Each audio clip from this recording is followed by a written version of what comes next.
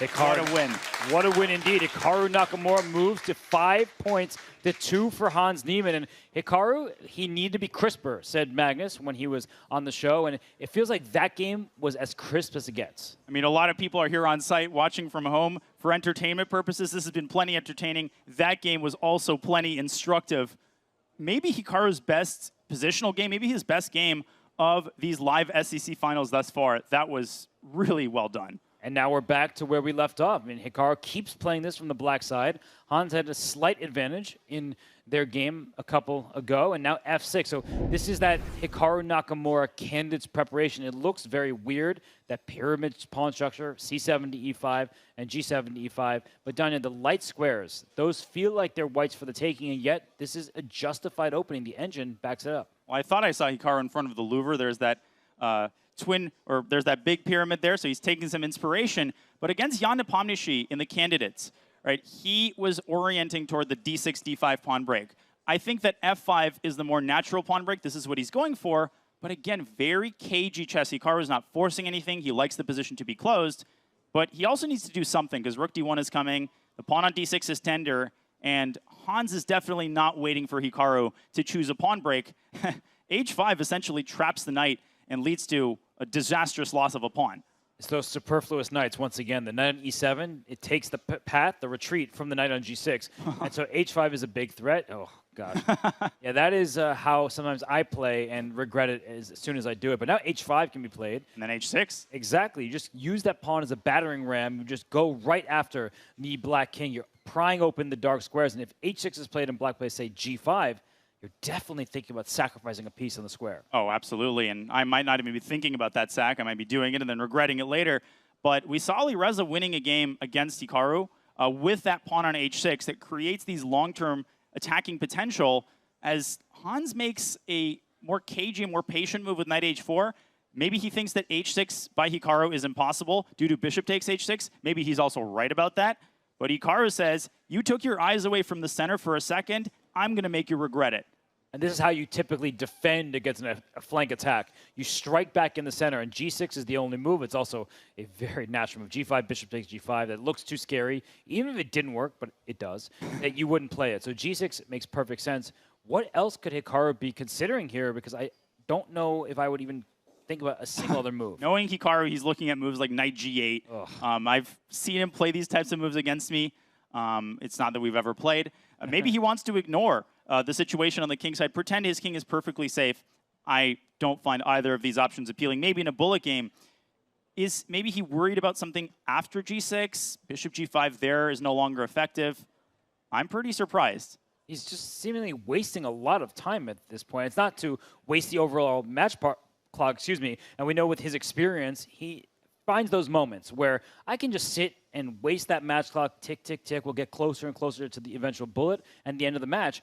But here it seems like he's really thinking. He stared up. Like he just looked at the ceiling. Whoa! And he goes G5. I was going to pull up an analysis board and show why this loses. Maybe Hans Neimann will show us why this loses, or Hikaru will show us why it doesn't. But if we bring up an analysis board anyway, just to quickly show why the other knight could not have gone to G6, it's because the queen, that's all the attacking force you need as it zigzags its way toward the lolly mate. Obviously, Hikaru puts the other knight on G6. Now the G7 square is defended. But Robert, I saw a move like E takes D5, and I stopped calculating because just look at black's center. It's getting pulverized, and white has plenty of attacking firepower. Hans, he starts with a check on F6, and he goes for a different approach. He takes on G6. Knight takes is impossible, so Hikaru takes back with the H-pawn. But was it necessary to clarify the situation, and doesn't that make black's defensive task just a little bit easier now? E takes D5, C takes D5, and then queen F7 is possible? Yeah, that's a weirdly impulsive decision by Hans there to give that check on F6. It's much easier to defend this from the black side because the H7 square is a square the king could actually jump forward to in some of these positions to protect the G6 pawn. So yes, E takes D5, we see that's the only move that keeps the advantage for white, but the advantage, even if it's played, is quite slight. And the players, they don't think in terms of, am I 0.9 better? They think, is this attack going to work? Do I have a bailout option? And after bishop takes D5, there is bishop takes G6, that actually is getting closer and closer to the black king. But one idea that black may have in some positions, Don, is rook D6. Like, that is going to be a nice saving move along the 6th rank.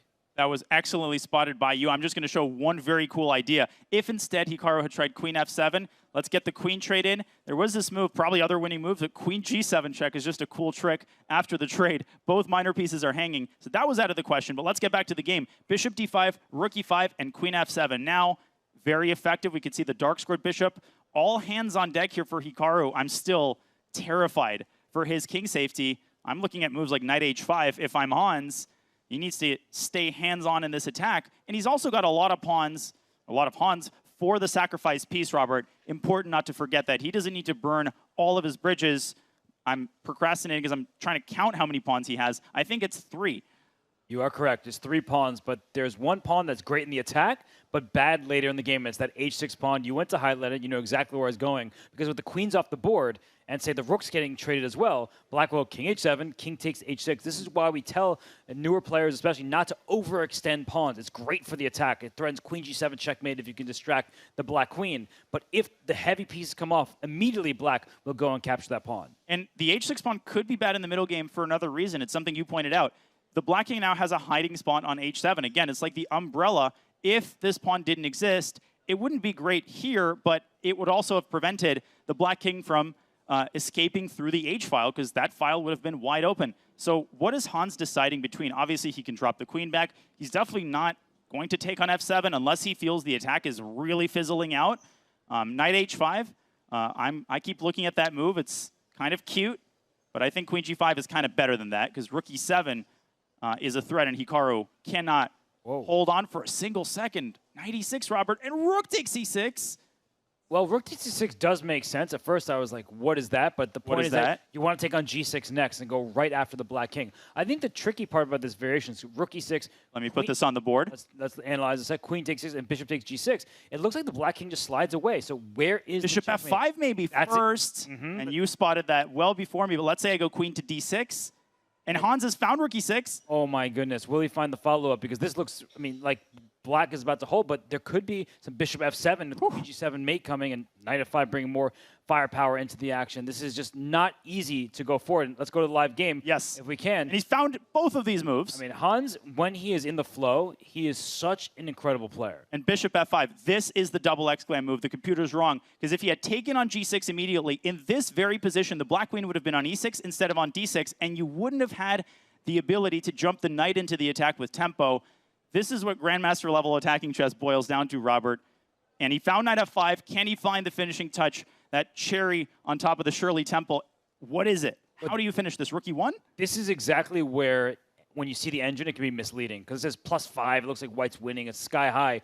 But then you have to find the knockout. Rook e1 looks like a great move. Bring that last piece into the attack. As you're pointing out, knight e7, move the bishop away from g6. Get a knight to g6. But you start seeing ghosts sometimes in these positions, like rook d7. You're covering the 7th rank. And he plays knight e7, and the engine doesn't like it. And queen e5. This is what Hans is so attracted by. But that bishop on a7, I pointed out a long time ago, it has lain dormant for so long. Is it time for it to join the defense? It does slice off the rook on a8. Maybe Hikaru can take on e7. That looks way too terrifying. It helps white's rook getting. He does play bishop e8. Oh, queen f6. Oh, that deserves a triple exclam. A queen sacrifice, a deflection, and a back rank mate.